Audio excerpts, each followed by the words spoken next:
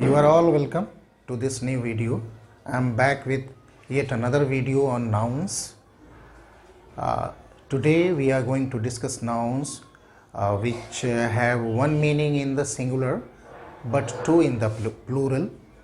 आज हम उन nouns को डिस्कस करेंगे जिसका सिंगुलर में एक अर्थ होता है परंतु प्लूरल में दो अर्थ होते हैं। एक दृष्टि डालें उन नाउन्स पे।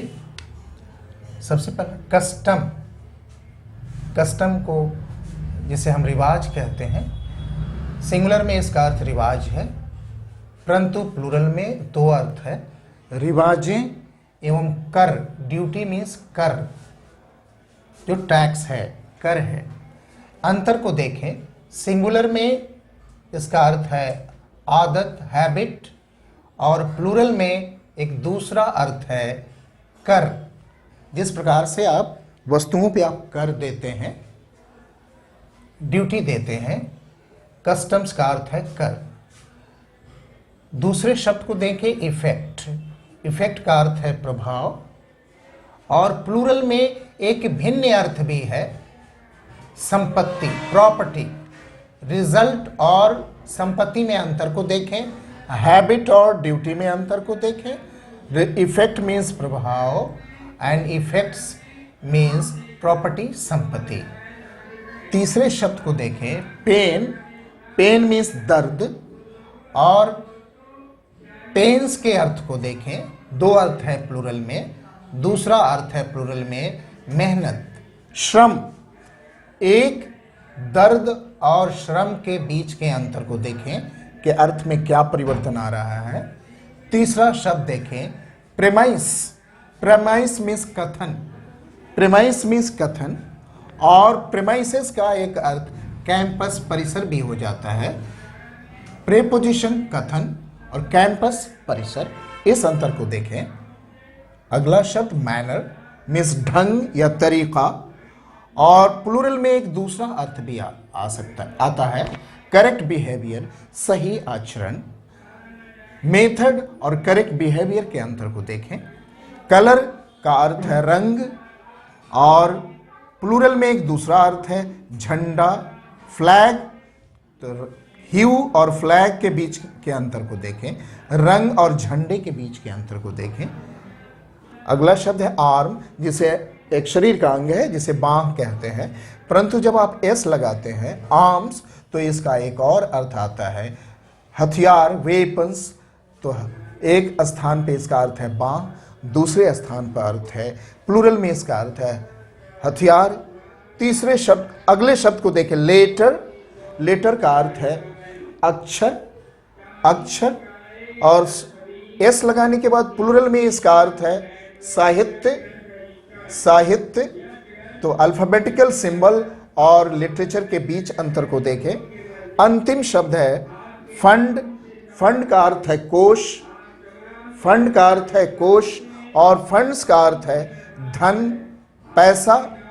कोष में और धन में अंतर है, इस अंतर को मस्तिष्क में रखें। आइए अब इस पे आधारित समस्याओं को देखते हैं। Correct the following sentences. निम्नलिखित वाक्यों को आप शुद्ध करिए। आई have already paid custom on the TV. मैंने पहले ही टीवी पर सीमा शुल्क या कर दे दिया है। अतः कर को व्यक्त करने के लिए कस्टम में आपको एस लगाने की आवश्यकता है। आपको कहना होगा I have already paid customs on the TV. दूसरे शब्द को देखें, Amit took a lot of pain to succeed. Amit ने सफल होने के लिए बहुत श्रम किया। यहाँ पे पेन के स्थान पर पेन्स होना चाहिए। पेन मीन्स दर्द और पेन्स मीन्स श्रम, कठिन श्रम। तीसरे शब्द को देखें, the office has been shifted to the new premise. Office जो है नए परिसर में चला गया है। परिसर को व्यक्त करने के लिए आपको प्रेमाइसेस लिखना पड़ेगा। The office has been shifted to new premises. Premise का अर्थ कथन होता है, प्रेमाइसेस का अर्थ परिसर होता है।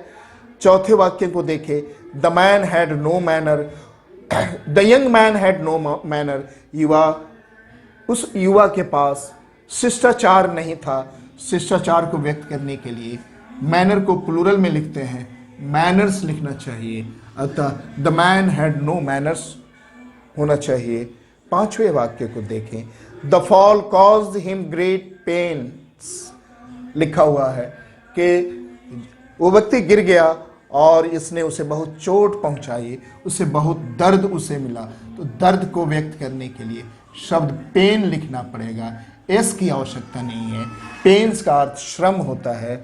अगले वाक्य को देखें, the suspect was caught with fire arm, संदिग्ध व्यक्ति को हथियार के साथ पकड़ा गया, अग्नेयास्त्र के साथ पकड़ा गया। अग्नेयास्त्र को व्यक्त करने के लिए, हथियार को व्यक्त करने के लिए आपको आर्म में एस लगाने की आवश्यकता है, आर्म्स लिखना होगा। और the last sentence is the university is short of fund, विश्वविद्यालय के पास पैसों की कमी है, धन की कमी है।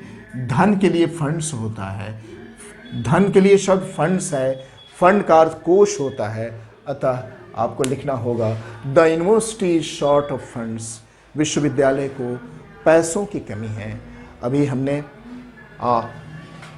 इस नियम पे वाक्यों को देखा, इस नियम को भी देखा कि कुछ ऐसे नाउन्स हैं जिनका सिंगुलर में एक अर्थ है परंतु प्लूरल में 2 अर्थ है। इस पे आधारित परीक्षा में समस्याएं पूछी जाती हैं। Thank you very much for watching this video. See you in the next one. Until then, good bye.